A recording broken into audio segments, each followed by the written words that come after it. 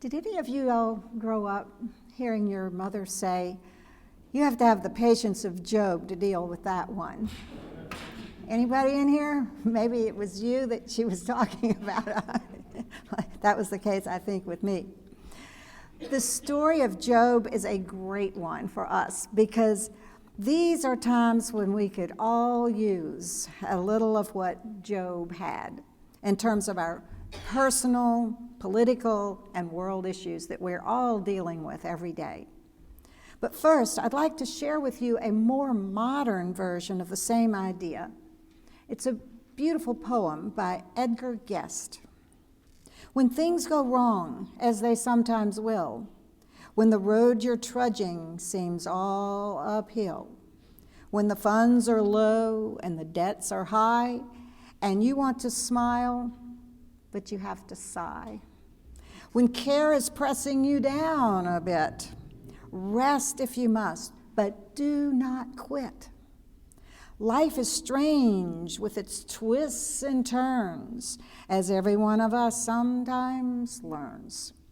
And many a failure turns about when we might have won had we just stuck it out. Don't give up, though the pace seems slow. You may succeed with one more blow. Often the goal is nearer than it seems to a faint and faltering man. Often when the struggler has given up, when he might have captured the victor's cup. And he learned too late when the night slipped down how close he was to the golden crown.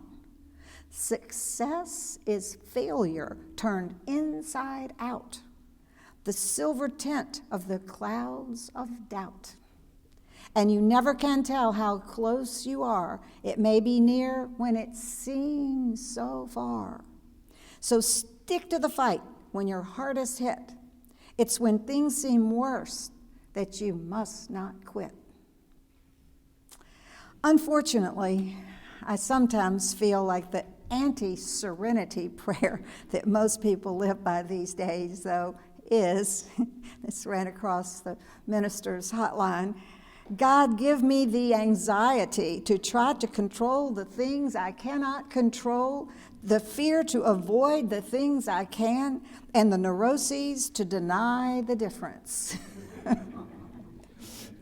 The beginning poem and the story of Job are both a testament to Unity co-founder Charles Fillmore's famous first of his 12 powers, faith. With a little faith, we will remember that this too shall pass. It always does. And we will know that we can use any situation, anything that comes our way, to grow and actually come out ahead from, as was the case with Job. So who is this world-renowned Job character of the Old Testament? Why is he the world's literary, philosophical, and spiritual symbol of patience? Why has his example been written about in world's greatest poems, novels, and even sung by some rock musicians? Job is the universal symbol for every one of us who has ever suffered. You've all heard the cliche question, why do good people suffer? Well, the Job story takes it to a whole new level. Job was a good man. He was a man of God, a man of wisdom, and a man of absolute virtue. He walked the talk, and everyone admired and respected his good character, his holiness, and his unwavering faith. In Job 1:6, it says, "There is no one like him on earth, a blameless and upright man who fears God and turns away from evil." Satan, however, doesn't share God's admiration for Job. Satan tells God that the only reason Job is so good is because his life is so rich and cushy that he has no reason to be otherwise. And Satan bets God that if Job's cushy little life is changed, Job will change. Satan says, take away his blessed, fruitful life of abundance and see how fruitful and faithful your Job remains. God finally agrees, and the bet is on. First of all, Job's big herd of animals is stolen. This is his source of wealth. Next, his servants are killed. Then his beloved children die. And if that isn't enough, God gives Satan permission to inflict on Job all kinds of physical ailments. Loathsome sores from the sole of his foot to the crown of his head, the Bible says. Job is finally reduced to sitting in ashes, scratching his sores. But he remains faithful to God. Job at least has loyal friends to whom he turns in his time of need. But his friends, instead of helping him, come down on him hard and tell him that he's obviously guilty of something or God wouldn't have done all this to him. Job protests, but they answer, God exacts from you less than your guilt deserves. They are relentless and accusing, despite the fact that poor Job is the paragon of innocence and goodness. Through it all, though, despite losing everything, including his children, his health, and his wealth, and his friends, Job remains faithful to God. So God wins his bet with Satan. End of story? Nope. There's the middle of this story, which is what we can probably best identify with. Between Job's blind faith at the start and his wise, mature faith at the end, Job was miserable. He suffered so greatly that at one point he cursed the day that he was born. In some of his the best poetic language of all literature, he says, let the day perish in which I was born, and the night that said, a child man is conceived. Let that day be darkness. That night, let thick darkness seize it. Why did I not die at birth? Come forth from the wound and expire. Why was I not buried like a stillborn child? Job suffers. He can't even escape by sleeping because he tosses and turns all night, every night. He says to God, I loathe my life. Why have you made me your target? He just can't understand why God is destroying him. He says, I am blameless. I say, therefore, God, that God destroys both the wicked and the innocent. God mocks the calamity of the blameless. You know that I am not guilty, and now you destroy me. This is the point at which many of us can sometimes identify with Job. Anybody in here ever felt that way? Maybe not quite that poetically, huh? He feels absolutely defeated, hopeless, overpowered by life. He feels like living is just not worth the trouble, and he wishes he'd never been born. So what do we do at that point? What wisdom is there to be had so that we can come out the other end as wise and as peaceful and happy and faithful as Job? Well, first, in the midst of it all, we must remember the obvious. This too shall pass. All things change. This is the only absolute that we can count on in life. Change. When we attach to one fixed, static way of life, we might as well bet on there being no law of gravity. Now, this doesn't mean just passively accepting things, but we do need to know that things are always changing, and we're going to suffer greatly if we fight that eternal verity, that truth. The good part, though, is that no matter what, this too shall pass. Secondly, there's the obvious wisdom of changing our thinking. We know a lot about that around unity. The Course of Miracles constantly emphasizes, ask God to help you see things differently. For example, maybe you're going through a divorce or the loss of a relationship where you feel like you'll never find a partner or friends who will really, really love you. The answer is to change your thinking about being dependent on the love of another. The truth is that you are love. That's who you are. That's what you are. You need to love yourself with all your heart and all your mind. You need to remind yourself that you are totally lovable and worthy, and that if others out there have issues which blind them to that love that is you, usually their own feelings of unworthiness that they are projecting out onto you, you need not absorb their stuff.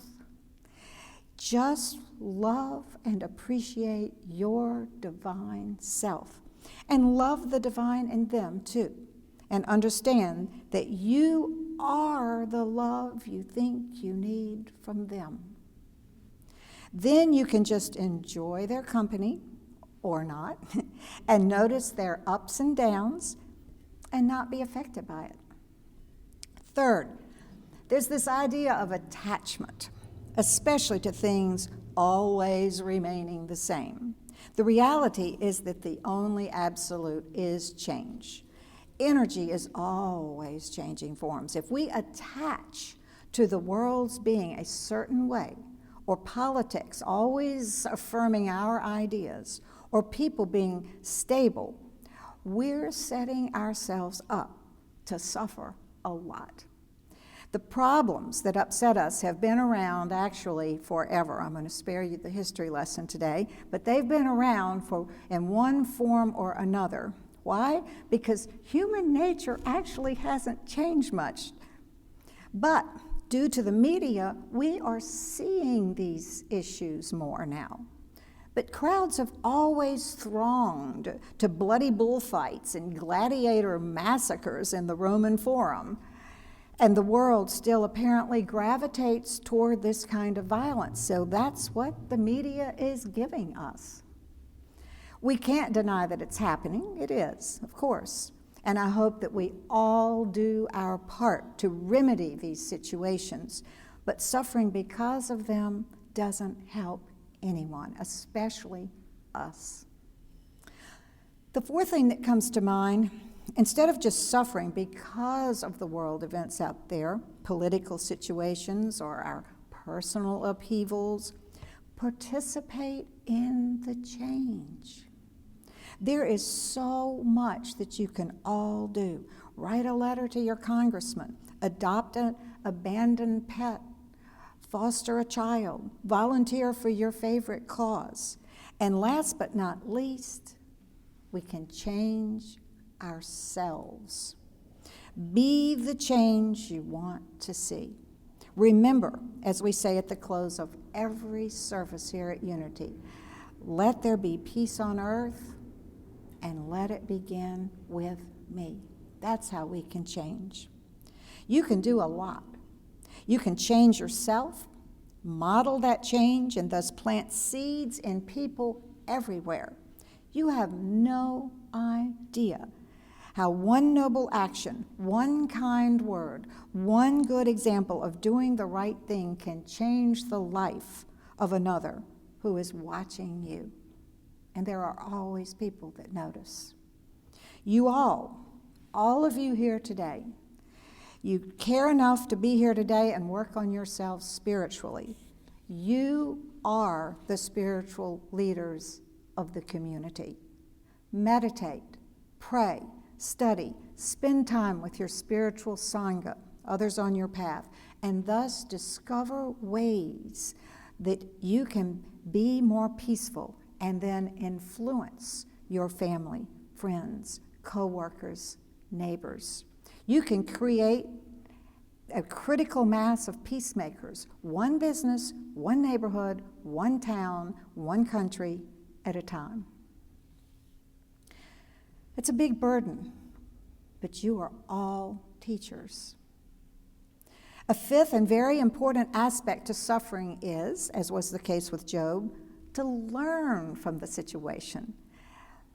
Patience, endurance, and the value of maintaining through it all our faith. Faith that we will find solutions, that the situation will change, that time will heal, and that we will be able to start seeing it differently and even grow in wisdom from it, especially if we remember to ask for divine guidance, ask to see the situation differently. For example, we can gain the wisdom that we rarely suffer about what's going on out there. It's much more about our perceptions of what's going on out there. The Hindus call that Maya. The Course of Miracles calls it illusion. It is the foundational idea of Buddhism and much of modern psychology. We know this, of course, from common sense, because the same situation can drive one person to insanity, whereas another might not even notice it, and certainly not be affected by it. We know that. If we are reacting emotionally to anything, either with negativity or self-righteousness or depression, we need to look at what got triggered in us. It's not about what happened out there. It's not about what that other person did or said. And guess what? We can do something about what got triggered in us. We usually can't control others or the environment. And we will have a whole lot more energy and time to improve the world when we aren't suffering in a helpless state of incapacitation. So what happens to poor Job? What lessons can we learn from him? Probably the best lesson. Before all his losses and misery, Job had been good because he had been following conventional wisdom that dictated that he should be a good man. Nothing wrong with that. But after all his suffering and lamenting and cursing the day he was born, something happens to Job. Instead of just hearing the conventional wisdom and blindly obeying rules, Job is melted down, so to speak, to the point where he starts actually seeing firsthand and experiencing God. He becomes one with the sacred. He is no longer blindly obeying something out there. He says to God, "Now mine eyes behold you." His old relationship with God and the world has changed from blind faith to an inner knowing and oneness. He knew he was one with it all. He has experienced a true metanoia, a transformation. He no longer just obeys outer rules. He no longer depends on the conventional wisdom symbolized by his friends. His old ideas of the world have melted away. He no longer needs the world out there to be a certain way in order for him to experience the divine within and without. He no longer needs the world and others to be a certain way for him to be at peace and happy. And at that moment, the whole world is his to enjoy, not just the few baubles that he had had formerly. His prosperity is the entire world. His friends are everyone in it. All children are his. All riches are there for him to enjoy. All people are his close friends.